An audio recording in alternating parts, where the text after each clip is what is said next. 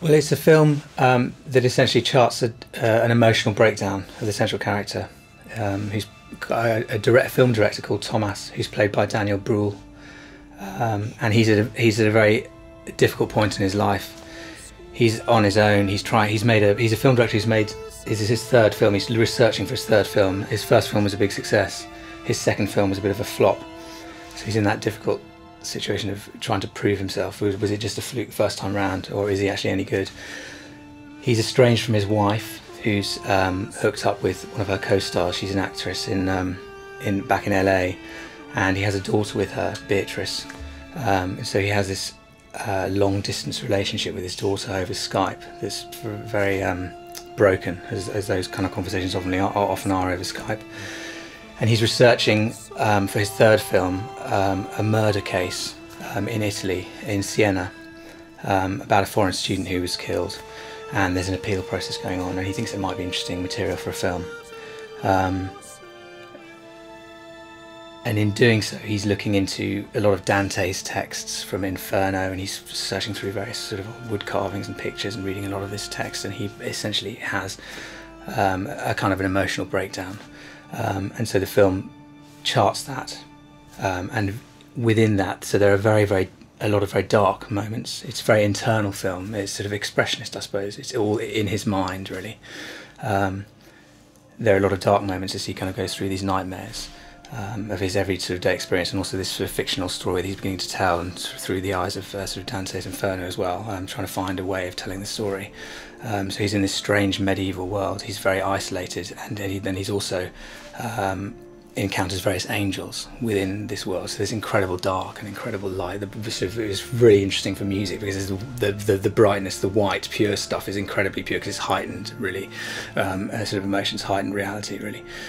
So there are angels of the dead girl, who's is called Elizabeth in the film. Appears to him as an angel. Beatrice, Dante's lost love, appears to him also with the same name, his daughter Beatrice. And there's some real world angels as well. One who's a local foreign student called Melanie, who's played by Cara Delevingne, who sort of is completely unfettered by the sort of Sturm und Drang that he's going through, his kind of dark turmoil. And then there's a kind of real world angel who's played by Kate Beckinsale, who's a journalist who sort of pragmatic sort of helps him through this very dark period. So it's fun. There's everything sort of turned up to 11. It's quite a fun film to do music for.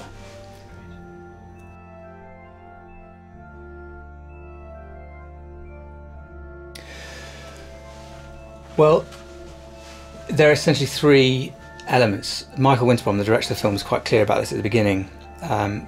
That what the film needed was, much as I was saying before, for the music to help the audience get inside Thomas's head, basically. So, and there are three elements to that. There's the pure white, angelic side of things. There's the dark turmoil, the sort of inner workings of his mind, the sort of expressionist stuff, and then there's also the court case and the appeal and that process going on, churning the story forming in his mind. And so there are three different musical landscapes, I suppose, but they're all quite internal. The music is never sort of objective. I think the film does that to a certain extent. There is some sort of objective sort of stuff that you can take away from the film, but the music is essentially concerned with the emotional heartbeat of the film, which is in his mind. So for the turmoil, it's quite as rich pickings, really. I mean, they're in Siena, there's dark cobbled streets, sort of don't look now territory. So there's, I've used a lot of diegetic noise, or sort of heightened diegetic noise. So kind of heels on cobbled streets, messed up campanile, bells from towers, and made a lot of sort of quite electronic sounding processed looping weird noises. And then sort of superimposed various orchestral layers and a lot of solo violin for his turmoil, for a lot of these sort of angst. And then the pure angel stuff that's mainly performed by strings, and I've used once again a solo violin a fair bit throughout that, but also a countertenor, and it's quite classical. Sort of, it draws a lot of the harmonic and sonic language from Renaissance and classical music. Because it seemed appropriate, and it's very pure, very consonant harmonies, and the players who did a fantastic job on it. They played almost with no vibrato in a very steely, pure, simple way. And then the court case is just a lot of sort of whirring, churning going on in lots of different ways. But essentially, that's just to sort of keep momentum going as you get these montages of the court case and him slowly trying to work out a way in which to put this into a film, make a story, make a script out of it.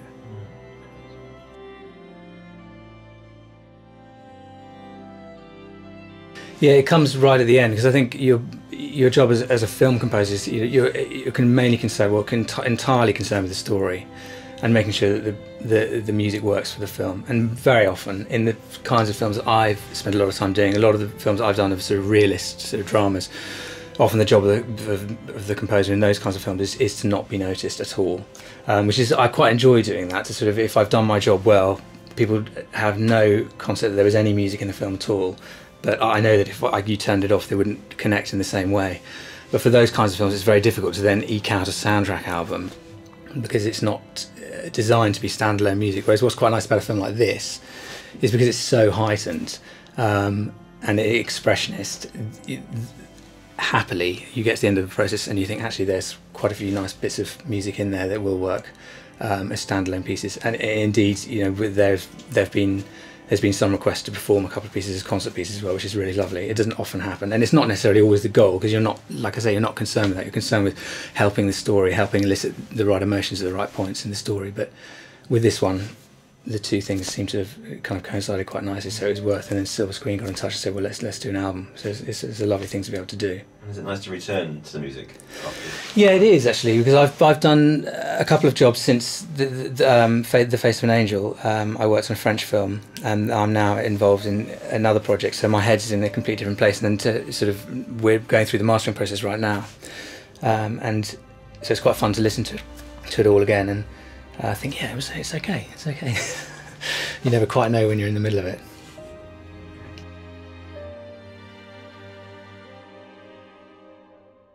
No, I mean, there's a fair few songs in the film, but the ones we've chosen are at quite key points, because Thomas, the main protagonist, is isolated, and so most of the score is within his head and is of a certain tone and mood. But then at various points in the film, he wakes up from one of his dreams or nightmares and is in a party. And there's massively loud sort of Italian hip-hop playing or something like that, or there's a lovely piece by Giovanotti at the end where Melanie is singing along in the car to this piece called Ma Fido di Te, and they're key points in the film. And I think it's quite nice in soundtrack to use those pieces as well, because it is part of the sonic sort of landscape of the film, and it's not just about the score. And it's important that the soundtrack, when you listen, to me, it's important that when you listen to it, you get a flavour of the score, and you're interrupted, as he is, by the sort of the reality of the world that he's in, by these pop tracks. He's in Italy in a student party, but he's a million miles away from that. So you get this sort of something that's a million miles away from it, and then suddenly you're jolted into this real world that seems completely alien, which is part of whether, making the film work, making us engage with him, with his plight, his headspace. So I think it is important to have that stuff in it. And like I spend a bit of time, when I know I'm going to do a soundtrack, I spend a bit of time trying to get some of the noise from the film. I sort of rather irreverently call it the noise, but the other stuff, sounds that aren't music. So some of the sound effects and the dialogue. And so I sort of pepper some of the score with that as well, because I think it's important and it helps people sort of find their way through the film. And so it's a journey. It is an album, and it hopefully will be listenable to as a whole. And it's another thing.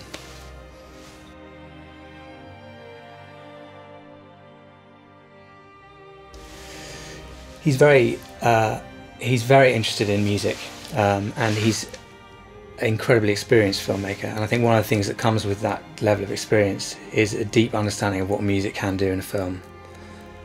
And so on this project, on The Face of an Angel, the first time I met with him and we watched an assembly of the film, he was very clear that music needed to play quite a big part in the film, because one of the things that music does very, very effectively is help people get inside someone's head. And he knew that if the film was to work, we really needed to amp up that heightened reality within his head. So he was very clear about that, and was also very clear about these 2 or 3 different moods that we needed, but he's very musical. And one of the things that's nice about working, I mean, lots of people say this, when you work with someone sort of second or third time, this is the third film I've now done with Michael, one of the jobs of anyone who's kind of collaborating with someone else obviously is to find out what they want music to do, let's say, in a particular scene, what emotions they need to elicit from an audience at a particular point. But more importantly than that, that's sort of the most obvious level, but more importantly, everyone has different sensibilities. So you might say to me, I want this to be completely heartbreaking, and I might go away and do something that has some very kind of post-romantic kind of clustered harmonies, and for you that might not be heartbreaking at all. And so it's understanding those sensibilities. And I suppose if you've worked with someone before, if Michael was to say I want this to be completely heartbreaking, I know that will mean not that harmonic language at all. It means something much more constant, much more simple, much more looping and repetitive. And it's those kinds of you don't waste time, I suppose, trying to find that tone. You know what when roughly speaking, of course, there are occasionally bits that I'll give Michael and he'll be like, no, that doesn't really work. But roughly speaking, I sort of understand his musical sensibility, and happily, it's sort of I agree with his musical sensibility, and another thing that comes with experience is he lets you go off and do your thing. He trusts the people he's collaborating with, because I suppose ultimately he has the veto. He can say, no, I don't like it, and use something else at the end of the day. So I think he's confident enough to be able to do that as well. But that's good because it gives you the freedom with which to sort of roam around and find something that works.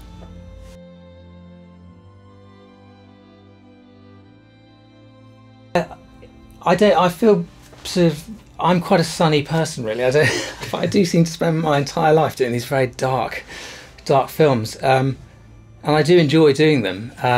But I wouldn't mind doing a comedy once in a while. But yeah, I mean, I suppose it is fun dealing with musically. It is fun dealing with sort of darker subject material, and sort of psychological stuff and stuff inside people's heads. I do seem to find that I don't know what came first, whether I just started working on various projects that did that and then I've developed a sound and that seemed to fit.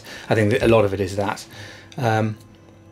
But even so, within the realms of sort of dark, sort of provocative stuff, there is also a lot of variation. So I don't think, every film I end up doing, I spend a lot of time at the beginning kind of coming up with a whole palette of sounds. And I think after the fact, when I go back and listen to various scores that I've done, I do find that they do sound, the worlds are different. But yeah, I don't know, maybe if the next project I do is a comedy, I might do something different.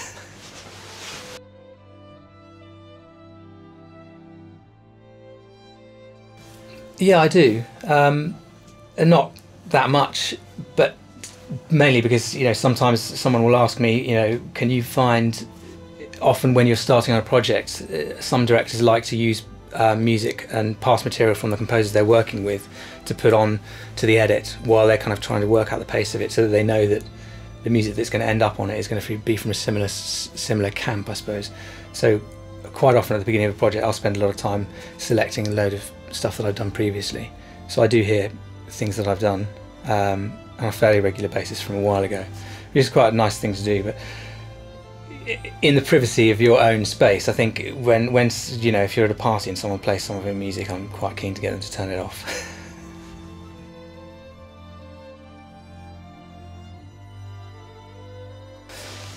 Since Face of an Angel, I did a film called Tout Tout Sweet, which is a French film by a director called Richard Berry.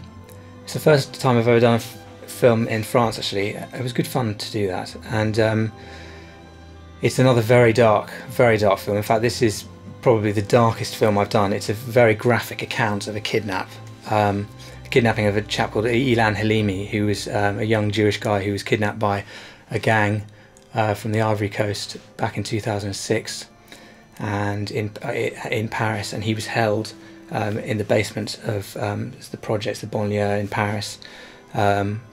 Initially, the idea was just to extort some money, a few €100,000 from the parents, and things go horribly wrong.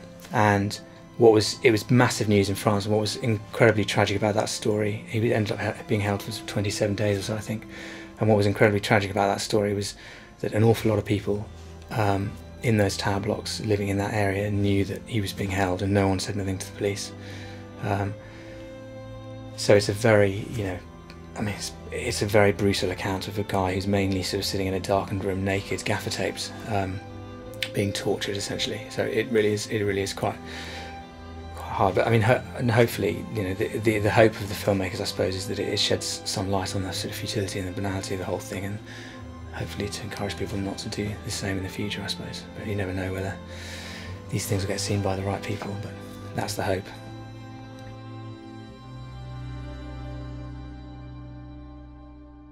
That's a difficult one. Mm.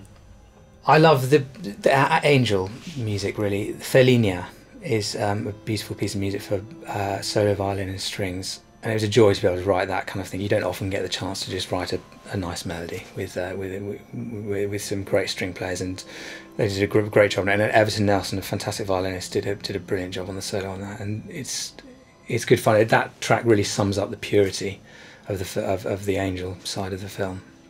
It's Melanie's theme, it's Cara Delevigne's theme, that one. Great, we look forward to hearing it. Thanks so much.